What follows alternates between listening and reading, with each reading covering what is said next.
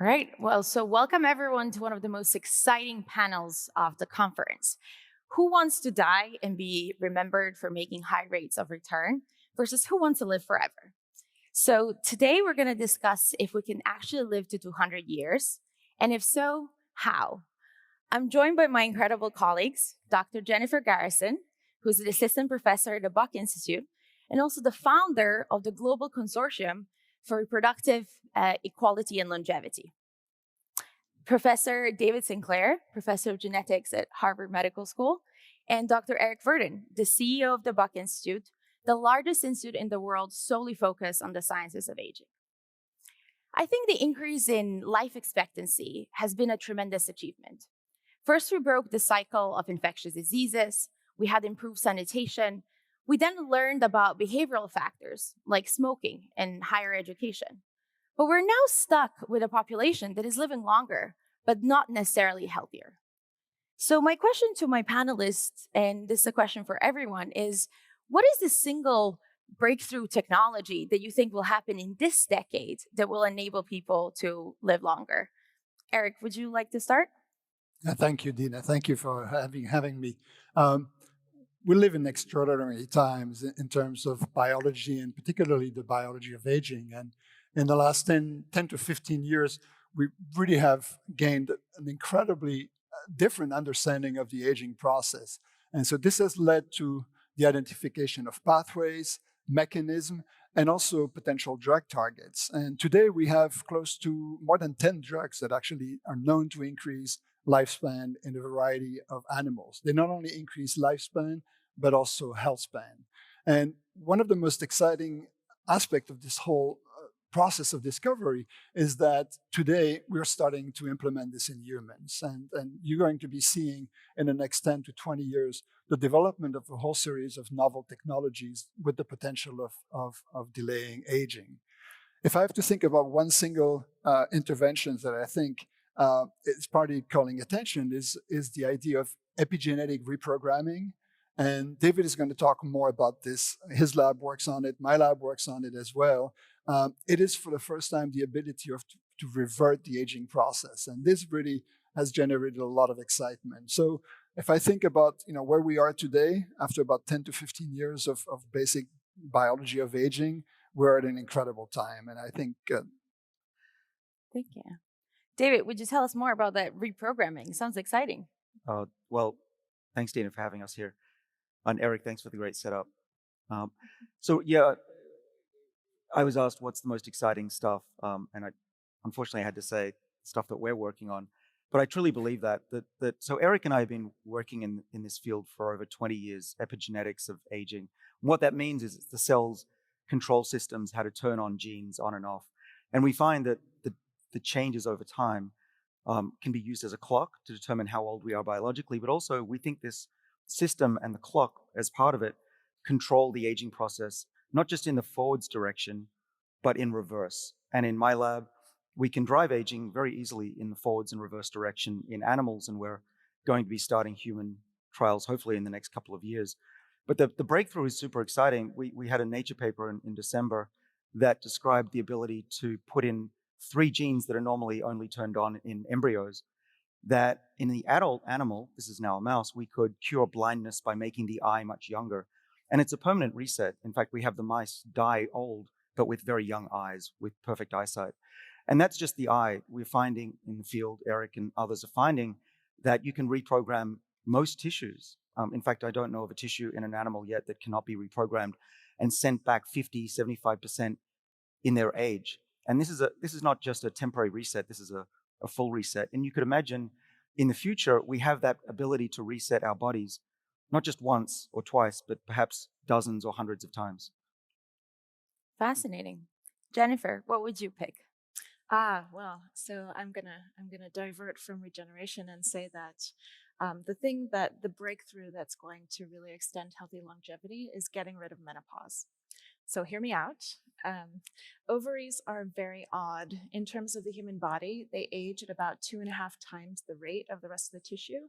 So when a woman is in her late 20s, her ovaries are already showing overt signs of aging, while the rest of her body is essentially functioning at peak performance. So they're sort of like the canary in the coal mine for aging. And, if you think about it, this is an incredible model for accelerated aging. So, we study, if you try to do a lifespan extension trial in humans, that timeline is way too long, 100 years, right? But if you can intervene in ovarian aging, essentially we're going to, if we can figure out what causes ovarian aging, this is going to give us clues about aging in the rest of the body. And so before I lose all of the men in the audience, it's really important to understand that a woman's reproductive span, so the age at which she goes through menopause, is correlated with her overall lifespan. So what that means is that a woman who goes through menopause later in life will tend to live longer. But that also extends to her male brothers. So there's something going on that essentially is important for both men and women. And if we can figure out why ovaries are aging prematurely, what is that cue or biological timer that causes them so reproducibly to start to age in a woman's second decade, then that will tell us something about aging in the rest of the body. And this is the key. I think this is the discovery, this is the breakthrough that will actually give us something that will extend lifespan. Thank you, Jennifer. And another lesson I think we've learned is that biological aging is very important for COVID-19. So, Eric, last year we published a paper that showed that frailty is more important for the risk of hospitalization and death than one's chronological age.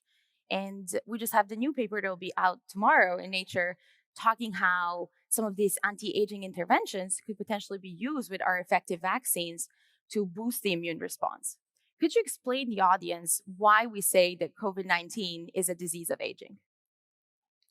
Well, it turns out that the biggest risk factor, not for being infected by COVID-19, but in terms of the outcome, whether you're going to be hospitalized, whether you're going to be suffering from lung insufficiency, or whether you're going to be actually dying from the disease, is really determined by your age.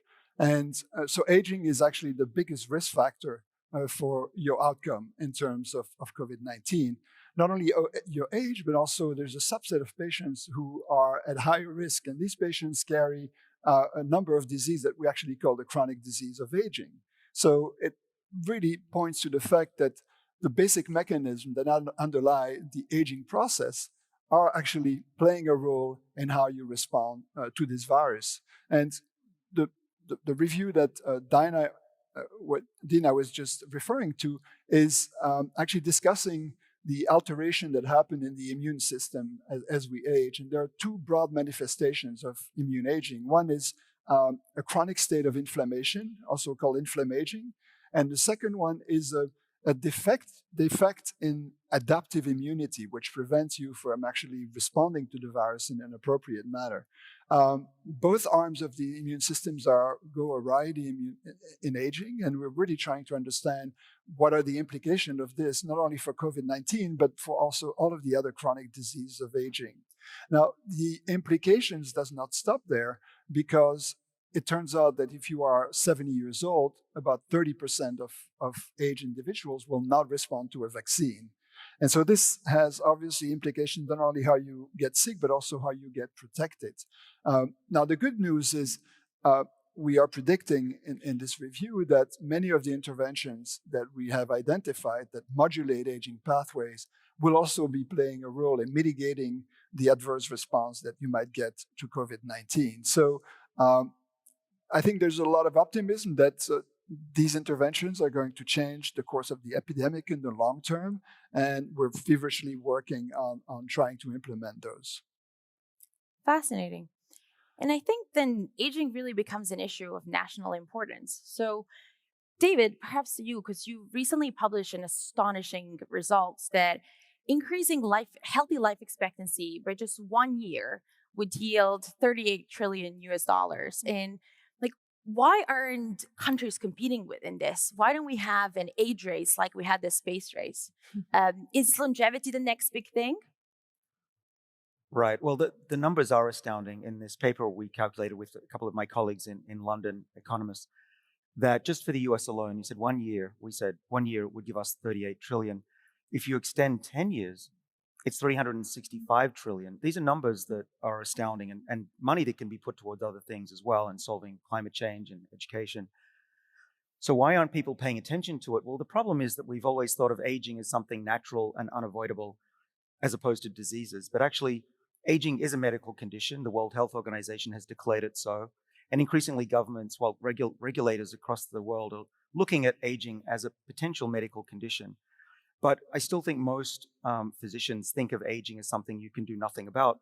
But what we're here to tell you today is that's not true. In the same way that in the early 20th century, we learned how to fight infections, and in the 1970s and 80s, how to fight cancer effectively. We're at the same stage with aging. And now that the technology has caught up and we are able to control this process, much more people, and increasingly so, are interested in allowing doctors to prescribe medicines for aging, which would actually take care of a lot of the major diseases in the world. Because right now, the medical system puts Band-Aids on diseases that happen because of aging, but too late, once they've already occurred.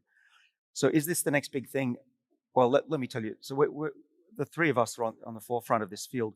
Our heads are spinning. The amount of interest just in the last few years has gone up exponentially by probably 100-fold. The amount of money that's being put into this field now is over $20 billion just privately alone.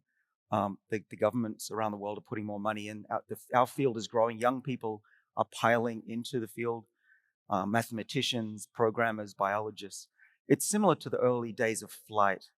And I think in 5 and certainly in 10 years, we'll gather at a conference like this and just remember that this was the beginning of something extremely important. Fascinating. And you published actually quite recently that COVID-19 even accelerates aging. Could you maybe elaborate a little bit on the interplay of aging and immunity?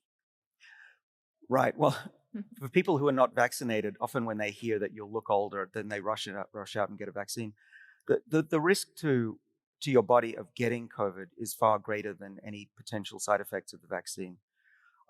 What we know for sure is that the virus will accelerate a process called cellular senescence, which is one of the causes of aging itself, one of the hallmarks. And so there's a lot of evidence actually that the long COVID in particular is not just mimicking aging, but is actually aging itself, which is something that could lead to a lot of economic cost to the country a decade or two from now, and certainly for individuals themselves who will be more susceptible to these diseases, lung diseases, heart diseases. So please try to get vaccinated if you haven't already, because that you don't want to have that process. But it again, speaking to what Eric said, is that aging is the root cause of most diseases that affect the world, including infectious diseases. And it's something that we often don't appreciate. Fascinating. Well, I think as I guess as a longevity doctor, I often get asked, what are the things that I can do right now to extend and improve my longevity and health span? And the thing that I often say is know your numbers. So even if we ask right now, we store facts about pretty much everything, but how many people even in the audience know their vitamin D status, their blood sugar, their cholesterol? Do you know these numbers? So often the advice that I give is know your numbers. As kind of leading scientists and physicians in this space, what would you recommend as things that people can do right now to improve their longevity as we wait for more scientific breakthroughs? I don't know, Jennifer, would you like to start? Well, everyone wants a magic pill. And while there might be some coming down the line, I think that the best advice is to think about when you're eating. So I think there's really great evidence that the time at which you eat and the time that you eat during the day, essentially the hours during which you eat, really make a huge difference in terms of how your body responds. So when we stop eating, the body goes into a process called autophagy, which is really important for cleaning out the gunk in cells. And this only happens many hours after you've stopped eating. And so essentially compressing down the time when you're actually consuming food makes an incredible difference in terms of your metabolic function. And so that's a very simple thing that people can do. It doesn't require any sort of pills. It doesn't require any sort of intervention. It's simply a behavioral thing. And I'm not suggesting to even change what you're eating, just to change when you're eating it. Well, completely agree. And like there's studies to show that even kills senescent cells in the liver, improves blood sugar. So if we can stick to 8 to 10, we'll should see some results. Eric, what would you say?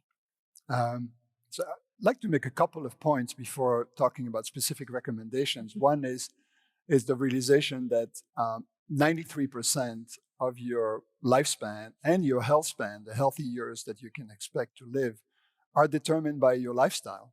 Only about 7% from genetic factors that you've inherited from your parents. I think this has really incredibly important implications in terms of the fact that your health is in your hands. It's not in, and there's no fatalistic approaches to health. It is in your hand. The second aspect is that we live through an epidemic of chronic diseases right now in the elderly.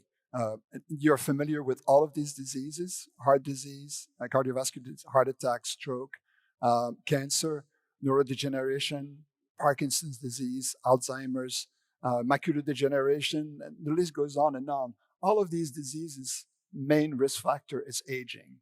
Now, if we target the aging pathways, we target all of these diseases together, and you can actually suppress or compress the number of years that you can expect to be sick in your life. So that being said, so what should you do? I realize that we are at a conference of investors, and I would like for all of you to look at your health the same way you look at as your portfolio. And I think I would be probably not incorrect by saying that most people actually invest a lot of time and resources in managing their financial resources and very little in terms of their health. So I've been thinking about what are the lessons that we can learn from the financial world in terms of managing your health. And many of the rules are actually the same. The first is you should be surrounding yourself by the very best talent in terms of advising you. And I hate to say this, but I think traditional medicine is not really about prevention. So I would look for alternatives. And the Buck Institute, where Jennifer and I are working, is actually hopes to be in the future one of these sources of information. So get information from the best, start early, and go for the long term. There's no quick gains, so be aware of fads, be aware of people who promise you too much. So health is a process that you build throughout your life and eventually reap the return at the end. I think this would be my advice. Mm-hmm. No, fascinating. I think people often think that aging is something to live for later life, but we have actually very good studies that a lot of these metabolic processes and pathways get activated in adolescence. And there have been even randomized control trial, which is like the best type of a clinical study to show that even from early 20s, we age at different pace for a single chronological year. So it is something that we should think about in any stage of life. Mm-hmm. David, what would you do? And I know you've also authored a book in which you shared a lot of your longevity practices that educated many people across the world about aging and longevity. What would I do, or what do I do? So the cheat sheet, if you want to go, it's on in my book, page 304 is some of what I do. My father and I we're both scientists, so we can read the literature and we make assessments of what might work, what doesn't. I agree with what both Jennifer and Eric said. Particularly the intermittent fasting, I've adopted that over my life. These days, I'm even at the point where only one meal a day, if I'm not socializing. And it's made a huge difference to how I feel and my energy levels. I just power through the day and then I eat a dinner at night. But absent that, let me say the other areas you can improve are move. I've got a standing desk. I walk, I lift weights in my bedroom at my desk. Build up and maintain muscle mass. You lose muscle mass as you get older, of course. And muscle is important for maintaining hormone levels. There are longevity molecules that come out of muscle. And also, if you fall over when you're old and you have muscle, you'll bounce, you won't break your bones, which happens every 19 seconds in the US. And that's close to a death sentence for an elderly person. So move. The other thing that I know many of you want to hear about are supplements. There are supplements out there that Eric and I work on what's called NAD. It's a molecule that goes down as we get older, and we need it to boost our defenses against aging, controls the epigenome that I mentioned, that clock. Now, I'm not here to give advice on supplements. I don't recommend anything, though you can read more about it. But I would say that there are some supplements that are promising, and there are some drugs that are really promising, very promising. Tens of thousands of people who have taken the drug metformin, which is a type 2 diabetes drug to control blood sugar, time and time again in studies are shown to be protected against diseases, not just type 2 diabetes, but cancer, heart disease, and Alzheimer's, and even frailty. And there's a lot of interest and some studies that are ongoing that will test whether this is truly slowing down aging. But at the very least, these drugs are showing us that it very likely is possible that we can go on a regimen that your doctor could prescribe that would give you an extra 5, maybe even 10 years of healthier life. Besides that, if you just do what your doctor says, eat well, eat less, don't smoke, don't overdrink, get good rest, get friends, don't stress, that gives you 15 years of extra life compared to someone who doesn't do those things. It's easy, we just don't do them. Fascinating. And any extra supplements that you personally take? Any supplement? Well, I'm on record, so I'll tell you. So resveratrol is the red wine molecule, 2003. I've been taking it ever since. I'm now, for the last 15 years, I think I've been taking that. There's an NAD booster, which Eric and I have worked on. You can read about it. By the way, if you see my face on supplement websites, I don't endorse or sell supplements. It's people using my name without my permission. But I do believe that NAD levels are important for longevity. And I also take metformin. And so I don't regret that. Biologically, I've measured my biochemistry every few months, a company called Inside Tracker, who I consult for. And my calculated, let's call it estimated biological age based on those biomarkers has been going down steadily over 10 years. So I monitor things. And to Eric's point, you can't control or optimize what you don't measure. So we do need to measure things just the way we do with the markets. And the idea of going to the doctor once a year seems medieval to me. We should be measuring our bodies 1,000 times a second, which I can do with the biomonitor, and that's coming too. Fascinating. Yes. Know your numbers. That would be the take home message. And I think what was fascinating is as we were looking some of these drugs with anti-aging potential that you mentioned, we've identified that they also affect female fertility and menopause. So my question to you, Jennifer, is, life expectancy has increased by 2 years every decade. It has doubled in 180 years, but the age of fertility decline and menopause have remained static since introduction of medical records in 1800.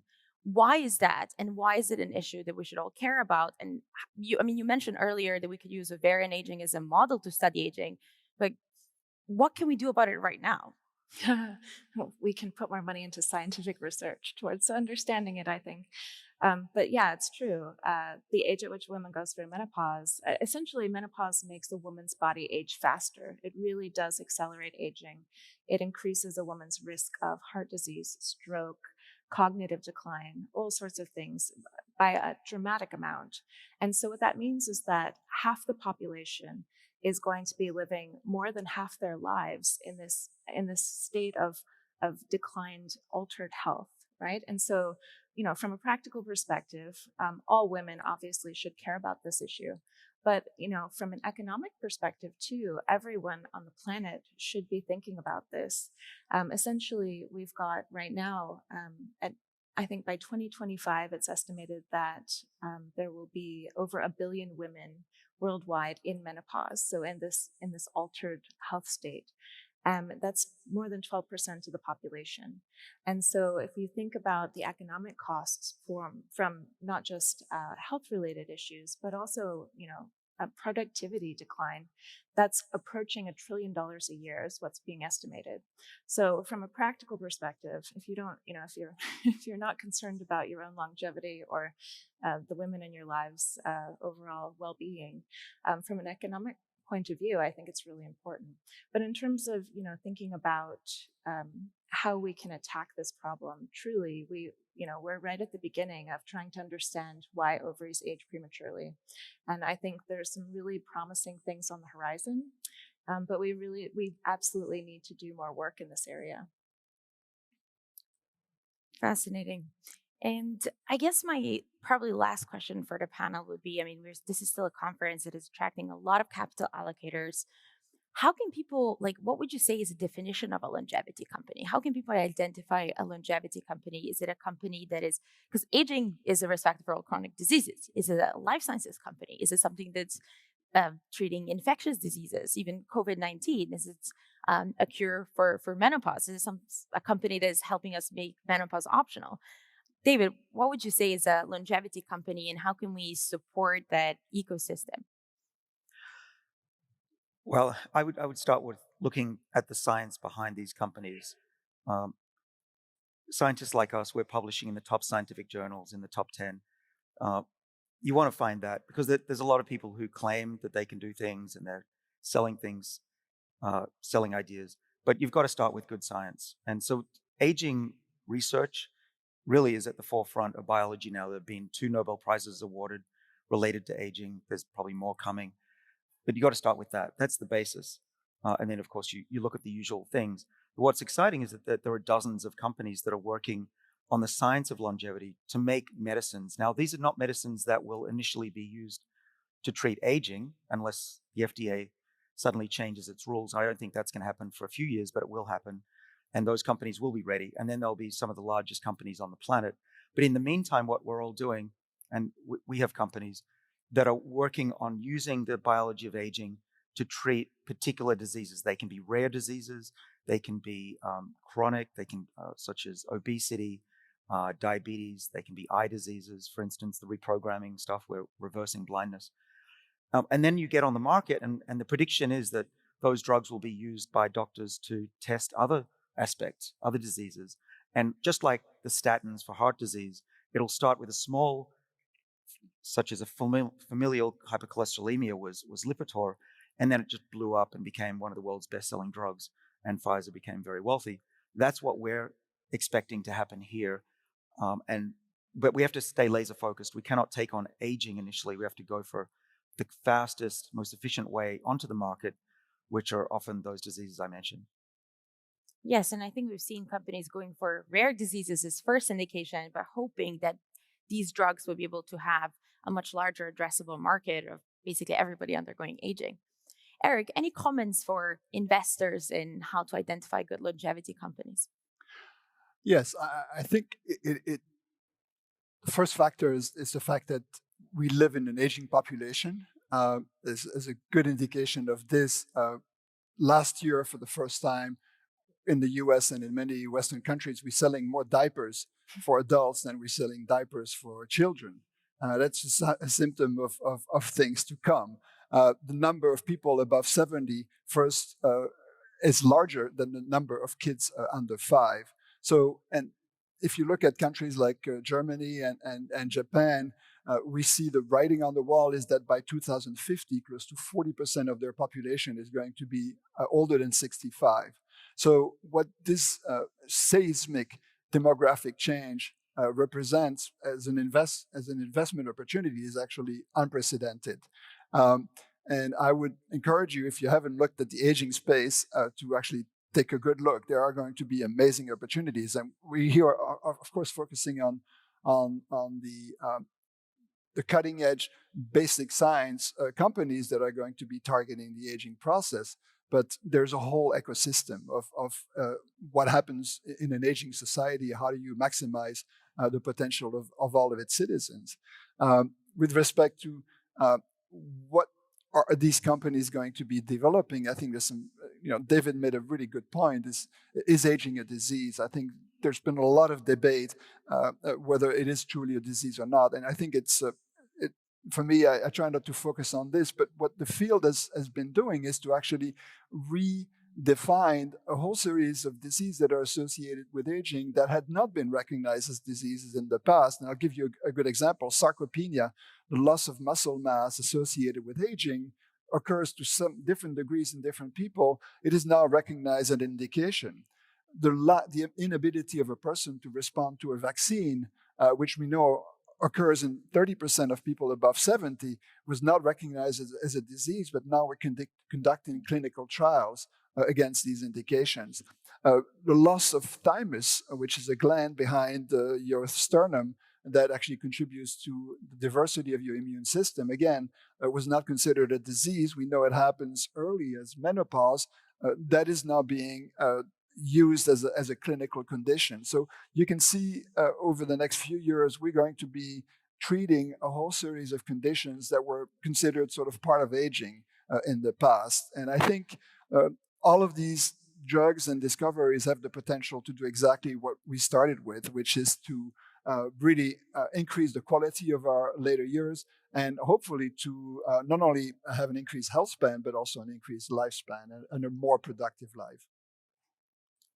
Absolutely. And I think the one problem that I guess you mentioned, David, is start with good science. And what I've identified personally as a physician who then also went down the entrepreneurial and the investment side is that actually how do you understand the science? And often barriers to entry into fields like aging or longevity are much bigger for investors, and often understanding certain things that can be more easily solved by software are just easier to understand. So it's an easier thing to invest in. So it's an easier thing to support. And here we really need to break these barriers. And that's why we are so fortunate to have such an amazing panel at SALT. And SALT is really trying to push this life sciences effort because it's an issue of national importance.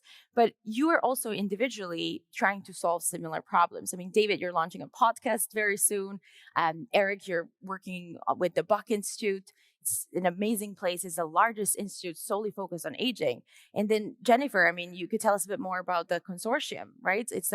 You created this global network of scientists and researchers and entrepreneurs working on female aging. Yeah, the consortium is meant to be to build the ecosystem essentially. So this field didn't really exist a few years ago. There were plenty of people working on reproductive biology, assisted reproductive technologies, plenty of scientists working on aging research, but very few in the middle. And truly, if we're going to make any progress in this area, we needed to essentially build the ecosystem. And the goal of the consortium is really to bring together novel operating ideas. So we want to put creative scientists in the same room as entrepreneurs so that they can work together to take discoveries in the lab much faster to the hands of women. And so part of what we're doing is trying to innovate around getting people who normally don't work together or talk to each other to interact. So that means scientists talking to physicians, talking to people in tech, talking to investors, and essentially bringing together all of the people who have an interest in this space. So in terms of companies around longevity and aging research, I think I'm not going to repeat what David and Eric said because they're exactly right. But there's just, I would say you can break it down into low-hanging fruit. So things like diagnostics, biomarkers, things that will tell a woman where she is along her reproductive span trajectory or where a person is along their biological aging trajectory. Those are really important.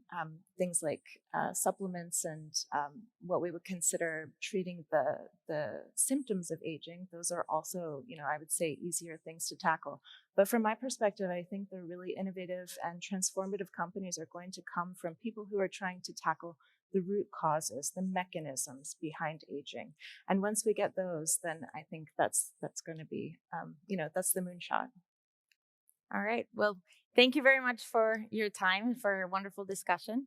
And yes, we do hope to live to 200 years and beyond.